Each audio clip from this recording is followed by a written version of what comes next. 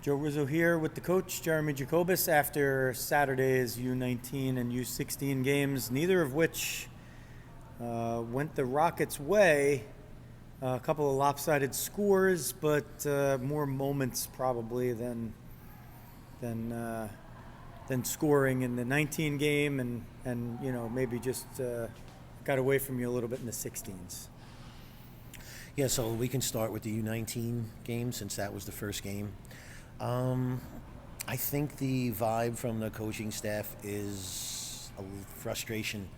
We looked flat today. We came out flat. Our warm up was flat, and it just transpired right into the entire game.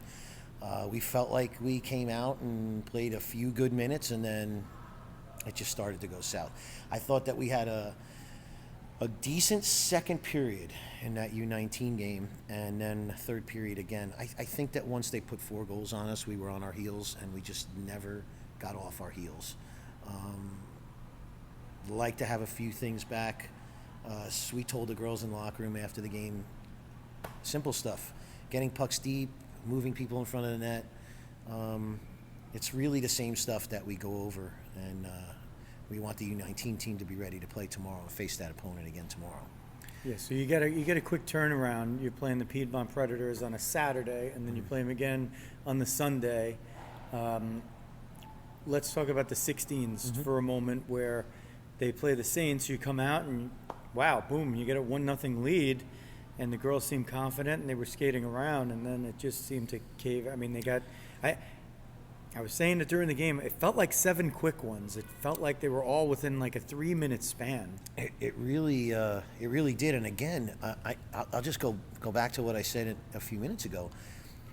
Everything was really good when we got that first goal in the U16 game. We were playing on our toes. And then as soon as they put up 3-4 goals on us, we went on our heels, and it didn't change. Now, we climbed out of it a few times during that game, but quickly, got back into it. Grace played a decent first half of the game there, and then she went and put on her equipment again and skated out for us. I felt like she had brought a little energy once she came out in her skating equipment. But again, I just don't think that we spent enough time on our toes attacking in that game either. And just with the talk with those girls in the locker room was how we could appreciate some of the physicality and individual success that was going on with that team. But we need to have that success to be more collectively with the group and some other players to come ready to play on game day. You manage in that. I mean, they go down 7-1 after one, and they hold them scoreless in the second period. But then it started to get away from you again a little bit, just in a few moments in the third. But we could jump maybe back to the U19s there with the quick turnaround, and okay, it looks like 6-1 on the board, but they end up with 3 in the first. They put that fourth one up, and then you play them 1-1 or 2-1 for the rest of the game, for the majority of the game thereafter. Do you have to convince the girls that, okay, this team beat you by 5 goals, guess what, tomorrow you can go back there and beat them? Like, do you have to convince them of that, or I always take the girls back to the tournaments before the season. We play in those tournaments and we face some really good teams, right?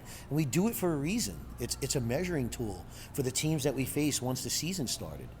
Once again today, we played down to a level of our opponent. That team that we faced out there today is no better and no tougher. They're actually slower than the teams that we faced in the tournament that we stayed competitive with. We were in 1-goal, 2-goal games with those teams, and we just quickly can turn around and give up 4 goals to a team like that.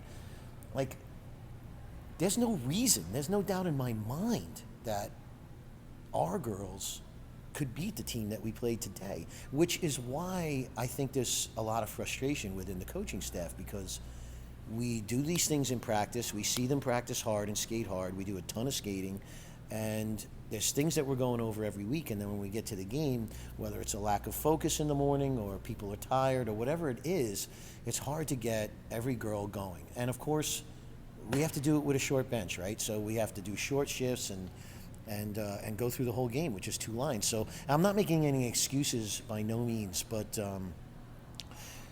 I need all 10 girls. If we're going to play with 10 girls, I have no problem with that. I'll play with 9 any day of the week. But I need everybody, all 9 or all 10 or whatever it is, to be at top form in the morning and in the afternoon, whatever it is, ready to go for game day. We came out flat warm-up, flat first period, and that's what set the tone for the rest of the game for us. Yes, we had a good, decent second period. Same thing in the 16s game. 16s game, we don't give up a goal in the second period. That's fantastic. But we need to get some goals too, and we're not giving up some. So we're going to go back to work on a few things. We're going to keep driving home the things that we're doing. And again, it's the little things. I watch a team, whether it's in the 16 or the 19 game. I watch a girl come to the red line. She's at the end of the shift. She's being angled and her road is closing. There's really only one play there, and that's to get the puck deep. She gets the puck deep. She goes for a change. That's the play that needs to be made right there. There are times when we don't even make that play. We try to skate it in over the blue line and make something happen at the end of the shift when we should be doing the exact same thing that I just laid out. When you play against teams that are going to come and try to play strong on the road, you can't make those simple mistakes. This is AA hockey, and every mistake you make, the other team can possibly make you pay for it. And when they do, kudos to them. I mean, you have to do the things and play a standard baseline of hockey. That's what you have to bring every time.